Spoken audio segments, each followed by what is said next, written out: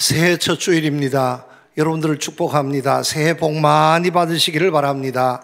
새해에 하나님의 은혜와 축복이 여러분들 가정과 생업 위에 더욱 넘치게 임하시기를 우리 주님의 이름으로 축복드립니다. 지난 한 해 동안 여러분 얼마나 힘드셨습니까? 생각하기도 싫은 끔찍한 일들이 일어났습니다. 과연 우리 주변에 우리나라에 이런 일이 있을 수 있겠는가? 상상할 수 없는 일들이 일어났습니다. 그 일에서 어려움에서 벗어나야 하는데 아직도 우리는 그 깊은 늪에서 헤어나지 못하고 있습니다. 이런 와중에 새해가 밝았습니다. 그리고 첫 주일을 맞았습니다. 세상에 어렵고 힘겨운 일들 많이 있지만 하나님이 주시는 은혜와 아름답고 귀한 일들, 행복한 일들이 여러분들 가정과 여러분들 삶 가운데 더욱 넘치게 임하시기를 우리 주님의 이름으로 축복합니다. 2025년도 우리 교회 표어는 성령의 능력으로 부흥하는 교회입니다. 이 표어는 금년에 우리 교단 총회의 주제 표어이기도 합니다. 교회의 부흥은 코로나19 사태 이후로 한국 교회가 가지고 있는 최대의 과제 중에 하나입니다. 어떻게 하든지 교회가 부흥해야 하는데 여러분 원래 주의 교회는 부흥하게 되어 있습니다. 살아있는 하나님을 믿는 교회, 은혜가 있고 축복의 역사가 있고 기적의 역사가 나타나는 교회입니다. 어디에 세워져 있어도 사람들만 있는 곳이라면 교회는 원래 부흥하게 되어 있습니다. 이것을 성경 말씀은 우리에게 똑똑하게 보여주고 있는데 코로나19 사태 이후로 또 여러 가지 사회적인 현상으로 지금 한국 교회를 보면 많이 힘든 형편 가운데 있습니다. 우리 교회도 마찬가지인 줄로 생각합니다. 많이 힘든 가운데 있습니다. 부흥보다는 어떻게 하든지 침체에 빠지지 않을까, 침체에 어떻게 하면 더 이상 깊은 늪에 빠지지 않도록 우리가 지킬 수 있겠는가, 여기에 혈안이 되어 있지, 여기에 정말 최대한 노력을 하고 있지, 더 이상 부흥하고 발전하는 것은 엄두도 두지 못하고 있는 이런 교회들이 얼마나 많이 있는지 모릅니다.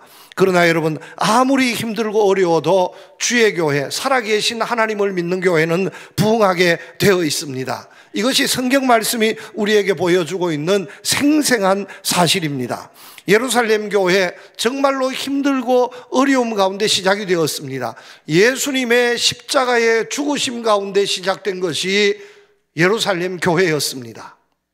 여러분, 예수님처럼 죽을 수도 있습니다. 교회에 다니면 예수 믿는다라고 하면 감옥 가야 하고 죽을 수도 있습니다. 이런 형편에 십자가가 세워지고 교회가 시작되었습니다. 부흥은 꿈도 꿀 수 없는 교회 형편이었습니다. 그러나 부흥했습니다. 성도님들의 삶이 정말로 힘들고 어려웠지만 교회는 예수 그리스도의 교회이기 때문에 부흥했습니다. 하루에 3,000명, 하루에 5,000명 교회로 몰려들었습니다. 예수 믿겠다는 사람들이 얼마나 많은지 제자들이 감당할 수 없을 정도로, 제자들이 그들의 세례 주는 것조차 힘겨워할 정도로 그렇게 많은 사람들이 밀물처럼 몰려들었습니다. 여러분 얼마나 부럽습니까? 이것이 원래 교회의 모습인 줄로 생각합니다. 이 교회가 어떻게 해서 이런 놀라운 부흥의 역사를 이루었겠습니까? 성전이 아름다워서 그렇게 된 것도 아니었습니다. 사실 이 부흥의 놀라운 역사가 나타났을 때 이때는 예배당도 가지고 있지 못했습니다. 유대교 성전 회당을 빌려 쓰던 시절이었지 어느 아무개 교회라고 이런 버젓한 지금 성지순례 가면 있는 그런 예배당 하나 갖지 못했습니다. 성전이 아름다운 곳에 있는 것도 아니었습니다. 탁월한 전도 방법이 있는 것도 아니었습니다. 뿐만 아니라 교회 부흥의 시기도 아니었습니다. 우리 한국의 부흥의 역사를 보면, 한국 교회 부흥의 역사를 보면 70년대, 80년대에는 교회가 얼마나 부흥했는지 모릅니다. 그래서 말합니다. 십자가만 세워도 사람들이 모여들었다고 이렇게 말합니다. 우리에게도 그런 시절이 있었습니다. 그런데 초대교회 시절은 그런 시절도 아니었습니다. 정말로 힘들고 어려운 시절이었습니다. 그럼에도 불구하고 교회는 부흥했습니다. 감당할 수 없을 정도로 놀라운 부흥의 역사를 이루었습니다.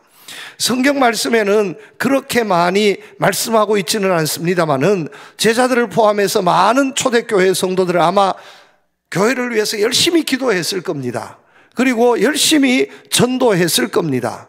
그러나 여러분, 기도한다고 교회가 부흥되는 것이 아니고요, 열심히 전도한다고 교회가 다 부흥되는 것은 아닙니다. 그렇다 해서 우리가 전도하지 않아도 됩니다 하는 말씀은 아니지만, 전도해도 전도의 바탕이 되고 전도해야지 그냥 무턱대고 전도한다 해서 그 전도하는 모든 사람들이 예수 믿는 것도 아니고 교회 출석하는 것도 아니다라는 것을 우리는 너무나 잘 알고 있습니다. 온갖 유혹을 해도, 때로는 협박을 해도 교회에 나오지 않습니다. 끌고 나와도요, 질질 끌려서 교회 앞에 나와도 교회 앞에서 돌아서고 버립니다. 참 신기한 것은 예배당 안에 들어오기가 얼마나 힘드는지, 이 예배 자리에 들어오기가 얼마나 힘드는지, 그렇게 힘들 수 없다는 겁니다. 온 식구들을 태워와서 오늘은 꼭 교회 나가겠다고, 예배 드리겠다고 다짐을 하고 나왔습니다. 그런데 예배당 앞에서 식구들 다 내려주고 오늘도 무사히 예배 드리고 오라고, 나는 또 다른 데 가서 도저히 가야 되겠다고. 무슨 일이 있는지. 아니, 그런 성도님들도 꽤나 있어요. 그런 사람들도 꽤나 있습니다. 여러분, 전도의 방법으로 부흥된 것이 아니었습니다. 그런데 오늘 말씀해 보니까 이렇게 말씀합니다. 31절 말씀, 짧은 한 절의 말씀이지만, 그리하여 온 유대와 갈릴리와 사마리아 교회가 평안하여 든든히 서가고 주를 경외함과 성령의 위로로 진행하여 수가 더 많아지니라. 예루살렘 교회뿐만 아니었습니다. 예루살렘 교회만 부흥한 것이 아니었습니다. 온 유대지기에 있는 교회가 다 부흥했습니다. 사마리아 교회도 부흥했습니다. 갈릴리 지역에 있는 교회도 부흥했습니다. 교회란 모든 교회, 초대교회 많지 않는 교회였지만 예루살렘 교회를 포함해서 모든 교회가 부흥의 역사가 일어났습니다. 여러분, 어찌 이럴 수 있었겠습니까? 부러워한 마음으로 오늘 이 말씀을 봅니다. 부흥하는 교회, 여러분 열심히 전도해야 합니다. 뜨겁게 기도해야 합니다. 은혜에, 말씀의 은혜가 넘치고요, 기쁨이 넘쳐야 합니다. 그러나 무엇보다 우리가 전도하기 전에, 우리가 열심히 기도하기 전에 우리 교회도 이런 교회, 오늘 사도행전 9장 31절 말씀이 증거해 주시는 초대교회, 유대지역, 갈릴리 지역, 사마리아 지역, 모든 지역에 있었던 교회들이 가지고 있었던 이 요소, 이것을 우리가 가지고 있어야 합니다. 이런 교회가 될 때에 우리가 열심히 기도하고 전도하면 반드시 부흥하게 될 줄로 믿습니다. 첫 번째 교훈입니다. 교회는 평안해야 합니다. 교회는 평안해야 든든히 서갑니다. 든든히 서가야 부흥에도 문제가 생기지 않습니다. 여러분, 교회가 부흥하고 성장하기 위해서는 든든해야 합니다. 흔들리지 말아야 합니다. 든든한 뼈대 기초를 가지고 있어야 합니다. 사람이요, 성장해도 뼈가 튼튼해야 키가 커도 문제가 생기지 않습니다. 뼈가 약하면 크지 않는 것이 축복입니다. 뼈가 약한데, 허리도 약한데 자꾸 성장하면 모든 질병을 다 가지게 됩니다. 식물도 그렇습니다. 뿌리와 줄기가 튼튼해야지, 그래야 성장하고 자라도 무성해져도 문제가 생기지 않습니다. 그런데 뿌리가 약합니다. 줄기가 약합니다. 그런데 막 잎이 무성하고 열매가 많습니다. 바람 한번 불어버리면 다 뿌리채 넘어져 버립니다. 소용없습니다. 높은 건물 기초가 튼튼해야 합니다. 교회도 마찬가지입니다. 흔들리지 말아야 합니다. 든든해야 합니다. 우리의 믿음으로 든든해져야 하고, 기도로 든든해져야 하고, 예배로 든든해져야 합니다. 든든히 세워져야 부흥하는 교회가 될 수 있습니다. 고린도전서 15장 말씀해 보면, 그러므로 내 사랑하는 형제들아 경고하며 흔들리지 말며, 이렇게 말씀하고 있습니다. 경고하며 흔들리지 말아야 합니다. 든든해야 합니다. 그리고서 주의 일에 더욱 힘써야지. 주님을 향한 열심은 있는데 경고하지 못합니다. 흔들려 버립니다. 그러면 열심을 낼수록 더 큰 시험과 더 큰 아픔, 고통에서 헤어날 수 없다는 말씀입니다. 여러분, 교회는 든든해야 합니다. 그런데 오늘 말씀해 보면 무엇으로 든든해야 한다고 말씀하고 있습니까? 그리하여 온 유대와 갈릴리와 사마리아 교회가 평안하여 든든히 서갔다 했습니다. 여기에 해답이 있습니다. 여러분, 교회가 흔들림 없는 교회 되기 위해서는 평안해야 할 줄로 믿으시기를 바랍니다. 교회는 평안해야 합니다. 오늘 이 시대에 가장 큰 문제가 무엇이라고 여러분 생각하십니까? 평안하지 않다는 겁니다. 세상이 평안하지 않습니다. 얼마나 불안하고 얼마나 두렵고 얼마나 무서운지 모릅니다. 견딜 수 없는 불안한 답답함 속에 사로잡혀 살고 있는 사람들이 얼마나 많이 있습니까? 이것이요, 개인적인 질병이 되고 사회적인 질병이 됩니다. 그러면 그 사람도 마찬가지고 그 나라도 마찬가지고 그 시대 그 사회도 마찬가지입니다. 주저앉아 버리고 만다는 사실입니다. 어떤 일이 있어도 불안을 조장해서는 안 되는 겁니다. 불안하면 안 되는 거예요.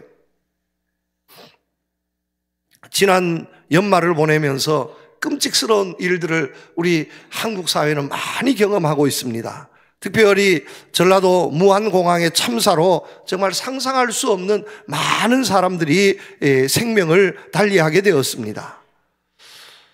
이제 어떤 분이 말합니다. 이제 비행기 못 타겠다. 비행기 타는 것이 겁난다. 여행 가려고 예약해 놓았는데 이거 어쩌지 취소할 수도 없고 진짜 겁난다. 이렇게 말합니다. 그러니 옆에 있던 한 분이 듣고요, 이렇게 말합니다. 무슨 소리 하냐고. 비행기를 타려면 지금 타야 된다고.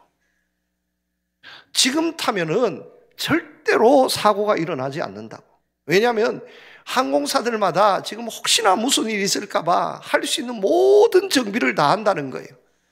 조종사들도 전에는 깜빡 졸고요 이렇게 하지만 지금 조종사, 부조종사, 조정관을 놓지 않고요. 조정관을 놓지 않고 그 자리에서 지금 조정하는 거예요. 제가 한 번은 비행기를 탔는데 비행기 타면 항상 조종사, 부조종사 같이 이렇게 있지 않습니까? 그런데 이 조종사 기장이 나와서 서빙을 하더라고요.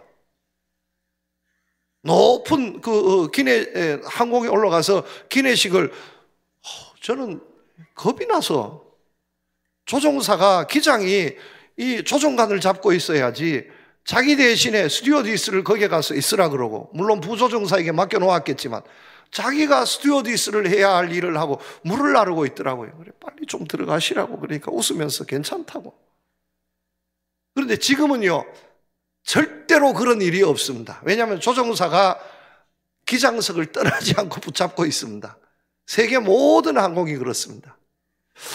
정말 어떻게 보면 똑같은 일을 보면서 어떤 사람들은 불안을 조장하고 어떤 사람은 불안이 아니라 평안을 봅니다. 여러분, 누가 잘 되겠습니까? 누가 건강하겠습니까? 여러분, 불안을 이야기하면 안 됩니다. 불안 가운데서도 불안 가운데서도 안정을 이야기할 수 있어야 합니다. 이렇게 이야기할 수 있는 곳이 어디에 있겠습니까? 교회밖에 없다는 사실입니다. 교회밖에 없습니다. 저는 이렇게 생각합니다. 오늘 이 시대의 교회는 세상이 전쟁의 위협에 있어도, 아무리 불안하고 아무리 답답한 일이 있어도 교회는 오늘 이 시대가 정말 힘듭니다. 올해는 정말로 힘들 겁니다. 어떻게 살지요? 여러분, 이렇게 외쳐서는 안 된다는 말씀입니다. 세상에서는 그럴 수 있습니다. 그러나 하나님을 믿으니 또 나를 믿으라 했습니다. 너희들은 근심하지 말라, 두려워하지 말라고 말씀하고 있습니다. 세상이 줄 수도 알 수도 없는 평안이 우리 가운데 있음을 여러분 믿으시기를 바랍니다. 교회는 평안함을 외쳐야 합니다. 교회는 평안해야 합니다. 평안한 교회가 부흥합니다. 어떤 위기가 와도 평안해야 합니다. 불안을 이야기하면 안 되는 거예요. 평안을 이야기해야 하고 축복을 이야기할 수 있어야 합니다. 그리고 오늘 이 시대를 향해서 평안을 선포할 수 있는 교회가 되어야 할 줄로 믿습니다. 평안해야 합니다. 세상이 불안하고 힘들어도 평안한 교회가 부흥하고 무럭무럭 성장하는 겁니다. 여러분, 우리 사람 개인적으로 보아도 마찬가지입니다. 사람이 평안할 때 잠도 잘 자고요. 여러분 아직 그런 거 아십니까? 잠을 잘 자고 나면 기도 더 잘합니다.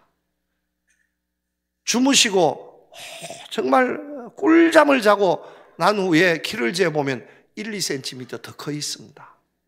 그런데 하루 종일 시달렸습니다. 막 이런 말 저런 말 다 듣고 바삐 뛰어다니고 정말로 힘겨웠습니다. 그런데 그런 날 키를 재보시면 1, 2cm 줄어 있습니다. 누구든지 다 그렇습니다. 제가 어느 날 자고 일어나서 키를 재보니까 갑자기 키가 컸어요. 야, 하루 저녁에 세상에 이럴 수 있나, 너무 할렐루야 좋아했는데 하루 종일 다니고 잠자리 들기 전에 키를 재보니까 한 2cm 줄어버렸더라고요. 얼마나 실망이 되는지. 사람도 그렇습니다. 여러분, 모두 다 잘생기고 예쁘기를 원하지 않습니까? 잘생기고 예쁘기를 원해서 화장품도 여자분들은 얼마나 많이 바르시고, 또 그거 가지고도 안 되면 성형외과에도 또 가고. 그런데 성형외과를 아무리 다니시고요, 화장품을 아무리 좋은 화장품을 쓰셔도 소용없는 것은 잠을 많이 자지 못하면 화장빨이 받지 않습니다. 잠을 자야 합니다. 여러분, 잠을 잘 자면 다 잘생겨 보이고요, 잠을 잘 자고 나면 다 예뻐 보입니다. 그래서 미인미남들 쳐놓고요, 잠자지 못하는, 밤에 불면증에 시달리는 미인미남들은 없습니다.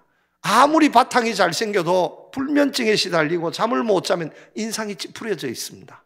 그런데 적당하게 못생겨도 잠을 푹 자고 나면 다 잘생겨 보입니다. 왜 그러냐 하면, 잠을 잘 주무시자면 평안해야 합니다. 마음에 근심 걱정이 있으면 절대로 잘 수 없습니다. 무슨 일이 있는데, 두려운데, 끔찍스러운데 어떻게 잠이 오겠습니까? 마음이 편안해야 잠이 오는 거예요. 여러분, 우리 마찬가지라는 거예요. 내 마음이 편안해야 무슨 일을 해도 되는 겁니다. 전도도 되고 은혜도 되고 무슨 일을 해도 되는 거예요. 그런데 우리가 불안하고 답답하면 무슨 일을 해도 열매가 없습니다. 교회가 그래야 한다는 거예요. 교회가. 여러분, 나는 어떻습니까? 여러분 평안하십니까? 2025년도 이 안에 여러분 한 해 동안 평안하시기를 축복합니다. 어떤 일이 있어도, 세상은 무엇이라 해도, 세상은 불안스럽고 답답한 일이 아무리 많이 있어도 평안하시기를 축복합니다. 괜찮습니다. 하나님이 계십니다. 하나님이 지켜주십니다. 함께해 주십니다. 두려워하지 마시기를 축복합니다. 우리 교회도 평안한 교회가 될 수 있기를 축복합니다. 이 교회에 들어오시면 모든 사람들이 느낄 수 없는 하늘의 평안을 맛볼 수 있는 교회가 될 수 있기를 축복합니다. 두 번째입니다. 주님을 경외해야 합니다. 이 경외한다는 말씀이 무슨 말씀이냐 하면 존경하고 두려워한다는 말씀입니다. 사람이 무서운 구석이 있어야 합니다. 사람이 사람 되자면 두려워하는 것이 있어야 합니다. 이 두려워하는 것, 무서운 구석이 없으면 사람은 쉽게 방종하고, 또 방종하다가 보면 죄와 유혹에 빠져버리고 맙니다. 누구든지 마찬가지입니다. 참으로 안타까운 사람이 있습니다. 인류 역사에 최고로 많은 큰 축복을 받은 사람은 아담과 하와였습니다. 아담과 하와보다 더 큰 복을 받은 사람이 없습니다. 그 누구도 에덴 동산에서 살아본 사람이 없습니다. 그런데 아담과 하와는 잠시지만 에덴 동산에서 살았던 사람이었습니다. 그런데 왜 쫓겨났습니까? 왜 에덴 동산에서 쫓겨났습니까? 하나님과 같이 되려고 하다가 쫓겨났습니다. 자기도 하나님과 같이 되려고 하는 그 욕심이 발동해서, 다시 말씀드립니다. 하나님을 두려워해야 할 존재가 하나님을 두려워하지 않고 하나님과 같이 되고 하나님과 맞먹으려는 생각을 가지다가 그는 망해버리고 말았습니다. 인류 역사의 불행이 그때부터 시작이 되는 겁니다. 여러분 명심하시기를 바랍니다. 사람은 탁월합니다. 뛰어납니다. 그러나 절대로 최고가 될 수 없습니다. 사람은 절대로 최고가 될 수 없습니다. 내 마음 내 뜻대로 절대로 이루어지지 않습니다. 누구든지 마찬가지입니다. 여러분, 내 마음 내 뜻대로 세상 모든 것이 다 될 수 있습니다 생각했던 사람들, 망하지 않는 사람이 없습니다. 하나님 뜻대로 되어지는 겁니다. 세상의 주인은 사람이 아니라 하나님이십니다. 하나님을 두려워해야 합니다. 하나님을 존경하고 하나님을 두려워해야 합니다. 하나님을 두려워하는 가운데에 거기에 은혜가 있고 축복의 역사가 있지, 우리가 하나님 같이 되려고 하면 아무것도 이룰 수 없다는 것을 여러분 명심하시기를 바랍니다. 사람이 모든 것을 할 수 있는 것처럼 여겨져도 아무것도 할 수 없습니다. 하나님이 높여주시면 왕자에도 앉을 수 있지만, 하나님이 낮추시면 한순간 걸음더미에 떨어져 버릴 수밖에 없는 것이 사람입니다. 하나님 두려워해야 합니다. 나의 나된 모든 것은 하나님의 은혜인 줄로 믿으시기를 바랍니다. 그런데 오늘 이 시대가 어떻습니까? 하나님을 두려워하지 않습니다. 사사시대도 아닌데 사사시대보다 더 자기 마음대로, 각자 마음대로 내가 하면 모든 것을 다 할 수 있을 것처럼 착각에 빠져 있습니다. 여러분, 그렇지 않습니다. 되어지는 모든 일들을 보면서, 연초 연말에 우리 나라를 통해서 이루어지는 모든 것을 보시면서 여러분 명심하시기를 바랍니다. 하나님은 분명히 살아계십니다. 하나님의 위엄과 하나님의 권세가 분명히 나타나게 될 줄로 믿습니다. 그러므로 우리는 이 주님 전에 나올 때마다 하나님, 내가 최고가 아니라 하나님이 최고이십니다. 내 지혜와 능력이 최고가 아니라 하나님의 지혜와 하나님의 능력이 최고입니다. 나는 부족합니다. 그러므로 하나님이 도와주시고 하나님이 지켜주십시오. 하나님 함께 해주십시오. 이런 믿음, 이런 마음을 가지고 기도하면서 하나님 두려워할 줄 아는 우리 교회가 될 수 있기를 축복합니다. 이 가운데에 하나님을 만나게 되는 겁니다. 하나님을 만나게 돼요. 하나님 두려워할 줄 아는 사람에게 있어서 하나님은 은혜와 사랑의 하나님이 될 줄로 믿습니다. 그런데 하나님 두려워하지 않는 그 사람에 있어서 하나님은 정말 폭풍과 같은 책망과 저주의 하나님이 될 수도 있다는 말씀입니다. 하나님 두려워하는 가운데에 정말로 우리를 얼마나 사랑하시고 축복해 주시는지, 오늘도 우리 가운데 함께 하시어서 우리를 지켜주시고 축복해 주시는 이 하나님을 만나서 이 기쁨, 이 감격으로 교회가 더 부흥되어지는 놀라운 역사가 있는 올 한 해가 될 수 있기를 우리 주님의 이름으로 축복합니다. 세 번째입니다. 교회에는 위로가 있어야 합니다. 이 위로는 오늘 말씀에 성령의 위로라고 말씀하고 있습니다. 우리 주의 성령은 위로의 영인 줄로 믿습니다. 여러분, 성령이 충만하면 위로의 영도 충만하게 될 줄로 믿습니다. 오늘 이 시대가 위로받기를 원하는데 위로받을 데가 없습니다. 다 책망만 하고 잘못되었다고 그러지. 모든 사람들이 다 책망하고 다 잘못되었다고 그럽니다. 무슨 일만 있어도 문제를 찾고 그것을 문제 삼지. 여러분, 위로가 없습니다. 위로받고 싶지만 위로받을 데가 없습니다. 여러분, 교회도 그렇게 해야 되겠습니까? 아닙니다. 우리 교회는 그렇지 않아야 합니다. 여러분, 우리 주님을 보시기를 바랍니다. 주님은 어떤 사람이든지 책망하지 않았습니다. 위로해 주셨습니다. 용기 주셨습니다. 여러분, 위로가 무엇입니까? 인정해주고 용납해주는 것이 위로가 아니겠습니까? 내 존재를 있는 그대로 받아들여주는 거, 인정해주는 겁니다. 내 삶을 주님께서 인정해주시고 용납해주시는 겁니다. 그런데 오늘 이 세상에서는 인정이 어디 있습니까? 용서가 어디 있습니까? 여러분, 대통령도 인정해주지 않는데 우리가 어디 가서 인정받고 우리가 어디 가서 대접받을 수 있겠습니까? 그러나 주님은 다릅니다. 주님은 우리가 아무리 보잘것없어도 우리를 용납해 주시고 우리를 인정해 주시는 줄로 믿으시기를 바랍니다. 내 삶을 인정해 주시고 내 존재를 인정해 주십니다. 누가 뭐라 해도 내 편이 되셔서 내 손을 들어주시고 나를 지켜주시고 잘했다, 수고했다, 힘들었지 칭찬해 주시고 위로해 주실 분이 바로 우리 주님이신 줄로 믿으시기를 바랍니다. 이런 위로가 있는 우리 교회가 되어야 할 줄로 믿습니다.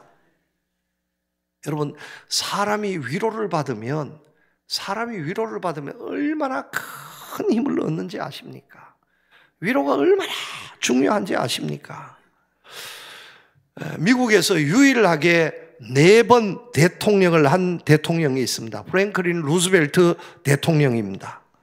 우리가 미국에서 가장 존경받는 대통령 링컨 대통령으로 알고 있습니다만, 링컨 대통령은 임기 한 번도 채우지 못하고 저격을 받아서 죽습니다. 그러나 남북 노예 해방한 그 공로로 큰 영웅으로 대접을 받습니다. 그런데 링컨보다 더 어떻게 보면 위대하게, 더 훌륭하게 오늘의 미국의 초석을, 경제대국 초석을 닦은 대통령이 루즈벨트 대통령입니다. 세계 대공황에 빠져 있을 때에 그 대공황을 탈출시키고 미국의 경제 도약에서 세계 경제 지금 대국 1위 대국을 만든 대통령이 루즈벨트 대통령입니다. 그래서 대통령을 당시에는 2번 연임하면 못하게 되었습니다. 그런데 한 번 쉬면 또 연임할 수 있었습니다. 지금은 한 번이든 2번이든 연임이든 뭐 어떻게 하든지 간에 2번밖에 대통령을 미국 할 수 없습니다. 지금 이제 트럼프 대통령이 곧 취임을 합니다마는 한번 떨어졌다가 당선되었지 않습니까? 그래서 지금부터 두 번이 아니라 전번에 한 번 한 것, 이번에 한 번 한 것에서 두 번밖에 더 이상 할 수 없습니다. 그러나 루즈벨트 대통령 시절에는 연임할 수 있었고 3년임은 할 수 없었지만 한 번 쉬면 또 할 수 있었습니다.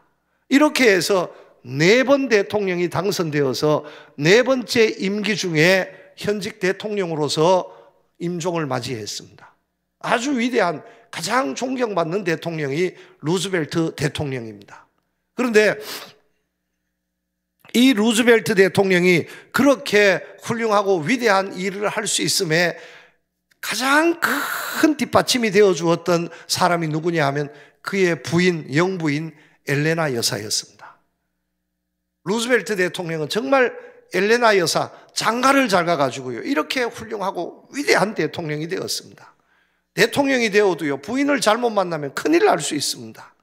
그런데 이 엘레나 여사는 정말 훌륭하고 탁월한 최고의 영부인이 엘레나 여사였습니다. 이 엘레나 여사는 참으로 불우한 환경 가운데 자랐습니다. 10살 때 어머니 아버지를 다 잃었습니다. 그래서 10살 때 고아가 되었습니다. 고아로 10년을 자라다가 20살 때 루즈벨트를 만나서 결혼을 했습니다. 이 루즈벨트와 만나서 결혼을 해서 자녀를 6을 두었습니다. 정말 다복하고 아름다운 가정을 이루는 가운데 그 중에 한 자녀가 갑자기 죽게 되었습니다. 루즈벨트가 얼마나 상심하는지 견딜 수 없는 거예요. 보통 집안에 보면 이런 상황이면 어머니가 상심해서 견딜 수 없으면 아버지가 이렇게 위로를 하는데 이 집은 반대였습니다. 이 아버지가 견딜 수 없는 슬픔에 빠져서 헤어나지 못하는데 어머니 엘레나가 위로합니다. 여보, 하나는 같지만 그래도 우리에게 아직 사랑할 5명이나 남아있잖아. 우리가 아직 사랑해야 할 5명이나 남아있잖아. 위로해 주었습니다. 이 용기에 힘을 얻고 또 열심히 한 거예요. 대통령이 되고 이렇게 하는 가운데에 루즈벨트 대통령이 건강이 좋지 못했습니다. 관절염을 오래 앓았고 나중에는 휠체어를 타지 않으면 움직일 수 없을 정도의 장애를 가지게 되었습니다. 한쪽 다리를 쓸 수 없게 된 것입니다. 그래서 얼마나 상심이 되는지 어느 날 루즈벨트 대통령이 그의 아내 엘레나에게 이렇게 말했습니다. 여보, 내가 지금 다리가 하나 없는데, 장애가 되었는데 이 장애된 나를 아직도 여보 날 사랑합니까? 하고 질문을 했다는 거예요. 우리나라 사람 같으면 이렇게 질문하면 돌아올 대답이 예상이 됩니다. 아파가지고 장애를 입어가지고 뭘 밥이나 주면 먹지 그냥 뭘 그걸 가지고 또 사랑 타령하냐고. 뭐 아마 대부분 아내들이 다 그렇게 이야기할 수 있을 겁니다. 그런데 아내들 잘 들으시기를 바랍니다. 이 엘레나 여사가 얼마나 대단한지. 내가 이 다리가 하나 없어서 이런 장애를 가지고 있는데 아직도 나를 사랑하고. 이러니까 엘레나 여사가 그냥 지체 없이 받아서 루즈벨트 대통령이 이렇게 말했다는 거예요. 여보, 내가 당신 다리 하나 보고 결혼한 줄 압니까? 내가 당신 다리 하나만 보고 결혼한 줄 압니까? 당신 다리 하나 없다 해서 내가 당신 다리 하나만 사랑한 줄 아십니까? 여러분, 이 놀라운 것 아니에요. 여기에 힘을 얻고 또 용기를 얻고 위대한 대통령의 길을 가게 된 거예요. 여러분, 위로가 있어야 됩니다. 위로가. 당신이 최고야. 얼마나 힘들었어. 여기 연세 많으신 분들도 계시는데 이제 퇴직도 하시고 또 이런 가까운 분들도 있고 이런데 퇴직을 했습니다. 이제 매월 나오던 월급도 받지 못해요. 여보, 내가 그동안에 많지는 않지만 그래도 몇백만 원씩 월급 받아줬는데 이제 월급도 없이 어떻게 살지? 어떡하지? 여러분, 만약에 남편이 그렇게 말한다면 아내 여러분들 어떻게 대답하시겠습니까? 월급도 못 받는 사람이 이제 아프지 말고 최선은 빨리 죽는 것 알았지? 여러분, 이렇게 대답하시겠습니까? 그러면 살 용기를 잃어버려요. 살 용기를. 누구는 아직도 직장 다니면서 아직도 월급을 짱짱하게 받아오던데 당신은 왜 이렇게 빨리 은퇴하노? 나가서 노가다를 하든 뭘 하든 빨리 돈 벌어와라. 여러분 이렇게 말하시겠습니까? 여러분 얼마나 마음이 상하겠어요. 제 주변에 이런 분이 있습니다. 생각보다 일찍 은퇴를 했어요. 아내에게 할 말이 어떡하지 하니까 그 아내가 하는 말이 여러분 잘 들어요. 그래 괜찮아요. 지금까지 30년 넘도록 우리 식구 위해서 돈 벌고 얼마나 힘썼어. 이제는 쉬어. 내가 벌어올게. 야, 여러분 얼마나 힘이 돼요. 얼마나. 여러분 가족 간에는 이런 위로, 이런 축복이 있어야 한다니까요. 우리 교회도 마찬가지입니다, 여러분. 정말 열심히 기도하는 분도 있고 또 그렇지 못한 분도 있고 또 뭐 여러 가지 형편이 다 다르잖아요. 형편이 다 다른데 여러분 위로해 줄 수 있어야 됩니다. 그 있는 그 모습 그대로 인정해 주고 칭찬해 주고 축복해 줄 수 있어야 합니다. 당신밖에 없다고. 최고라고. 그래도 당신이 있어서 행복하다고. 야, 어떻게 힘들게 살았냐고. 믿음 지켜줘서 고맙다고. 여러분 축복해 주고 위로해 줄 때에 세상은요 위로의 말 한마디에 평생 은혜를 간직합니다. 그런데 자칫 잘못하면 책망의 말 한마디가 평생 원수가 될 수도 있습니다. 여러분 성령님이 역사하면 위로가 있게 될 줄로 믿습니다. 우리 하나님이 우리와 함께 하시면 어떻게 하실까? 우리를 책망하실까? 여러분 저는 그렇게 생각하지 않습니다. 위로해 주십니다. 이 세상 험한 세상 사느라고 얼마나 힘들었어. 믿음 지키느라 얼마나 힘들었어. 그래 내가 네 편이 되어줄게. 누가 뭐라 해도 괜찮아. 내가 인정해 줄게. 포항성도교회가 최고야. 포항성도교회 성도들이 최고야. 하나님께서 이렇게 위로해 주실 줄로 믿습니다. 이런 위로와 축복이 함께하는 교회가 바탕이 되어야 할 줄로 믿습니다. 이 바탕 위에 전도하고 기도해야 부흥이 되지, 이런 바탕이 되지 않으면 여러분 교회가 평안하지 않습니다. 늘 불안을 조장하는 사람이 있어서 세상보다 더 시끄럽습니다. 그러면 어떻게 교회가 부흥이 되겠습니까? 왔다가도 다 가버립니다. 성령의 위로가 함께해야 합니다. 성령의 위로가 함께해야 합니다. 평안해야 합니다. 그리고 믿음 가운데 든든히 세워져야 하는 거예요. 든든히 평안한 가운데. 여러분 이런 교회가 될 수 있기를, 이런 교회를 만들어갈 수 있기를 우리 주님의 이름으로 축복합니다. 그리하여 올 한 해 우리 교회가 더욱더 부흥하는 놀라운 축복의 역사가 있기를 우리 주님의 이름으로 축복합니다. 하나님 아버지 감사합니다. 우리 포항성도교회 평안한 교회, 든든한 교회, 주님을 경외하는 교회, 성령의 위로가 함께하는 교회가 되어서 더 부흥하는 2025년도 이 한 해가 되게 하여 주시옵소서. 한 심령이라도 주의 교회에 들어와서 정말 주님을 만나고 위로와 평안을 얻는 축복의 한 해가 되게 하여 주시옵소서. 예수님 이름으로 기도드립니다. 아멘.